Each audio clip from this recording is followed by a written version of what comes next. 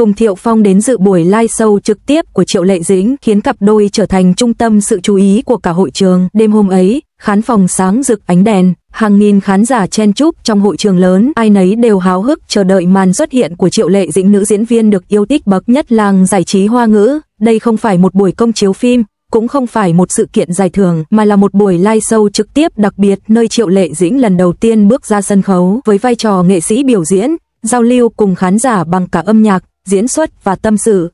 Khán giả tưởng rằng đêm nay sẽ chỉ có Triệu Lệ Dĩnh và ánh hào quang dành riêng cho cô, nhưng không ai ngờ rằng một nhân vật đặc biệt khác xuất hiện, làm cả hội trường chấn động. Phùng Thiệu Phong. Khi MC giới thiệu danh sách khách mời nổi tiếng có mặt trong khán phòng, mọi người đều vỗ tay rầm rầm, nhưng ngay giây phút cái tên Phùng Thiệu Phong được xướng lên, cả hội trường như vỡ òa. Máy quay lập tức lia ống kính, chiếu lên màn hình lớn hình ảnh của anh. Anh ngồi ở hàng ghế VIP, dáng vẻ điềm tĩnh, lịch lãm trong bộ vest màu đen. Ánh mắt anh hướng thẳng về sân khấu, nơi Triệu Lệ Dĩnh chuẩn bị bước ra. Cái tên ấy vang lên, khiến bầu không khí đặc quánh lại. Khán giả đồng loạt rì rầm, tiếng bàn tán sôi nổi lan khắp khán phòng. Trời ơi, Phùng Thiệu Phong đến kìa, anh ấy đến để ủng hộ Lệ Dĩnh sao? Thật không thể tin nổi, họ lại cùng xuất hiện trong một sự kiện thế này. Mạng xã hội ngay lập tức bùng nổ, những tấm ảnh chụp màn hình phát sóng trực tiếp tràn ngập khắp Weibo. Hashtag thăng Phùng Thiệu Phong live show của Triệu Lệ Dĩnh leo thẳng lên top tìm kiếm chỉ sau vài phút. Rồi khoảnh khắc được chờ đợi nhất cũng đến, tiếng nhạc dồn dập nổi lên, ánh đèn soi sáng toàn bộ sân khấu. Triệu Lệ Dĩnh từ từ xuất hiện trong bộ váy trắng tinh khôi, kiêu sa mà vẫn giản dị.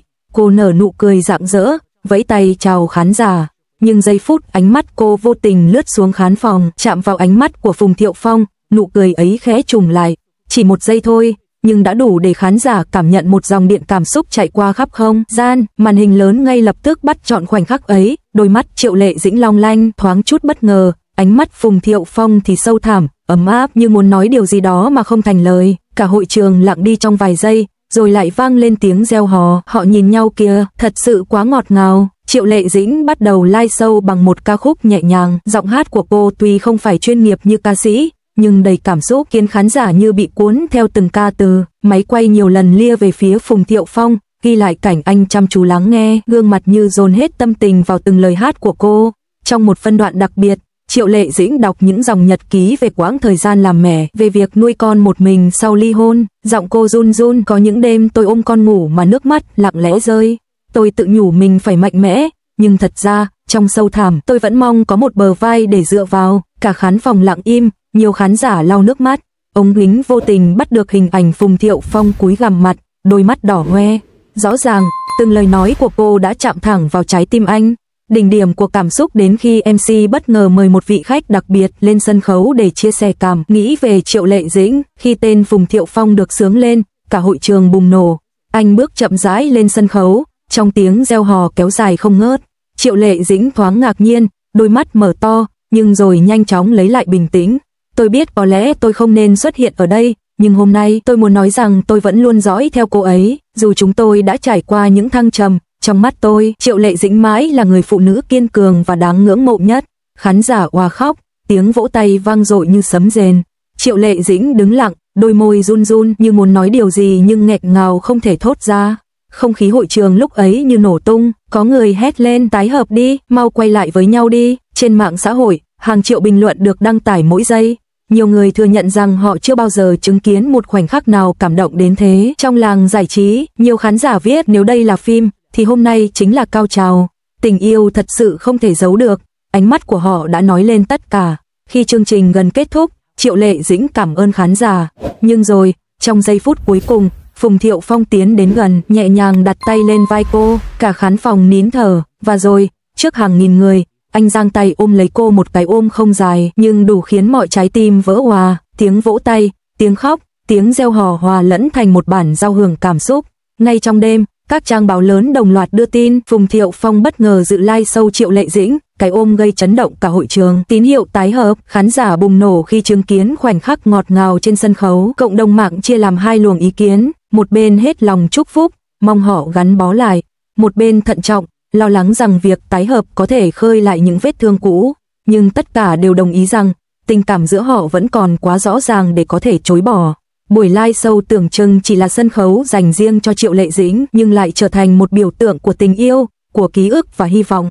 Sự xuất hiện của Phùng Thiệu Phong không chỉ khiến cả hội trường chấn động mà còn gieo vào lòng khán giả niềm tin rằng tình yêu thật sự có thể vượt qua mọi khoảng cách, mọi sóng gió, dù tương lai của họ ra sao, khoảnh khắc ấy chắc chắn sẽ còn được nhắc đến rất lâu. Bởi đó không chỉ là một sự kiện giải trí mà còn là một câu chuyện tình cảm động giữa hai con người từng yêu nhau, từng lạc mất nhau và có lẽ đang tìm đường quay về bên nhau. Sau đêm live show, đoạn clip cái ôm trên sân khấu lan truyền khắp mạng xã hội, chỉ sau vài giờ đã đạt hàng trăm triệu lượt xem. Điều bất ngờ là cậu con trai nhỏ của Triệu Lệ Dĩnh và Phùng Thiệu Phong, cậu bé Hướng Tường, cũng xem được video ấy qua mạng. Theo một nguồn tin từ người thân trong gia đình tiết lộ, khi nhìn thấy bố và mẹ ôm nhau trên sân khấu, Hướng Tường đã reo lên đầy vui sướng. Mẹ và bố lại thân thiết với nhau rồi, có phải chúng ta sẽ lại được cùng nhau đi công viên như trước không? Câu nói ngây thơ ấy khiến mọi người xung quanh lặng đi, bởi trẻ con thường nhạy cảm và trong sáng, chúng không quan tâm đến scandal, không hiểu những khúc mắc của người lớn, thứ chúng cần chỉ đơn giản là một mái nhà trọn vẹn, nơi có cả bố và mẹ. Chính phản ứng ấy của con trai đã khiến nhiều khán giả càng thêm xúc động. Họ bình luận nếu vì con mà họ quay lại, đó sẽ là món quà đẹp nhất. Trẻ thơ luôn là sự thật thuần khiết nhất, mong họ nghĩ đến con mà mở lòng với nhau thêm lần nữa. Sau sự kiện, hàng loạt tờ báo lớn tại Trung Quốc và quốc tế đều đăng bài với những tiêu đề bùng nổ khoảnh khắc khiến cả hội trường rơi lệ. Phùng Thiệu Phong ôm Triệu Lệ Dĩnh, tình cũ không rời, dấu hiệu tái hợp của cặp đôi vàng showbiz. Khán giả bật khóc khi chứng kiến khoảnh khắc lịch sử trên sân khấu. Các chuyên gia giải trí cũng đưa ra bình luận, người thì cho rằng đây chỉ là một hành động lịch sự, mang tính nghệ sĩ. Người khác lại khẳng định, ánh mắt và cảm xúc của cả hai đã chứng minh rõ ràng tình cảm vẫn còn. Dù là góc nhìn nào, sự kiện ấy đã vô tình đưa câu chuyện Phùng Thiệu Phong Triệu Lệ Dĩnh trở lại thành tâm điểm thảo luận sôi nổi nhất năm. Theo một phóng viên thân cận, sau khi buổi live show kết thúc, Triệu Lệ Dĩnh trở về hậu trường, vẫn còn bối rối. Cô chia sẻ ngắn gọn với ekip, tôi không ngờ anh ấy sẽ đến, nhưng khi nhìn thấy anh ấy ngồi ở dưới, tôi đã không thể kìm được cảm xúc. Người ta nói rằng sau đó, cô đã ngồi một mình thật lâu trong phòng nghỉ, im lặng, mắt đỏ hoe. Có lẽ cái ôm ấy đã khiến trái tim mà cô từng cố khóa chặt, này bỗng rung động trở lại. Trái lại, Phùng Thiệu Phong cũng không giấu được tâm trạng sau đêm đặc biệt. Trả lời một phóng viên, anh nhẹ nhàng nói, đôi khi bạn mất đi điều quý giá nhất, bạn mới nhận ra mình đã bỏ lỡ bao nhiêu thứ. Tôi đến buổi diễn hôm nay chỉ để nói rằng, dù ra sao, tôi vẫn tôn trọng và dõi theo cô ấy.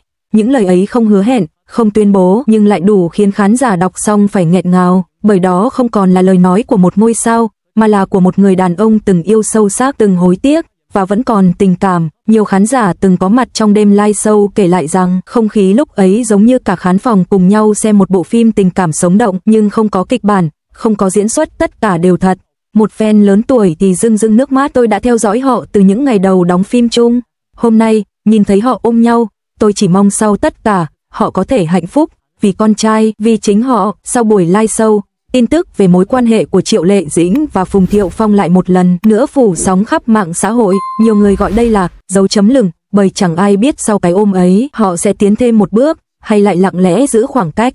Nhưng điều chắc chắn là trong đêm hôm ấy, cả hai đã trao cho nhau một tín hiệu và khán giả đã nhìn thấy tín hiệu của tình cảm chưa bao giờ nguội tát, tín hiệu của niềm tin rằng tình yêu có thể tìm đường quay lại bất chấp bao giông bão đã đi qua. Buổi live show tưởng chừng chỉ là một sự kiện nghệ thuật nhưng lại trở thành một bản tình ca sống động. Hình ảnh Phùng Thiệu Phong ngồi dưới hàng ghế khán giả, ánh mắt chan chứa tình cảm và cái ôm cuối cùng trên sân khấu sẽ mãi là kỷ niệm khó phai, không chỉ trong lòng họ mà còn trong trái tim của hàng triệu khán giả. Và nếu như tình yêu có thật, nếu như sự tha thứ và bao dung đủ lớn, thì biết đâu một ngày nào đó, cái ôm ngắn ngủi ấy sẽ trở thành khởi đầu cho một chương mới trong câu chuyện tình đẹp nhưng đầy sóng gió của họ.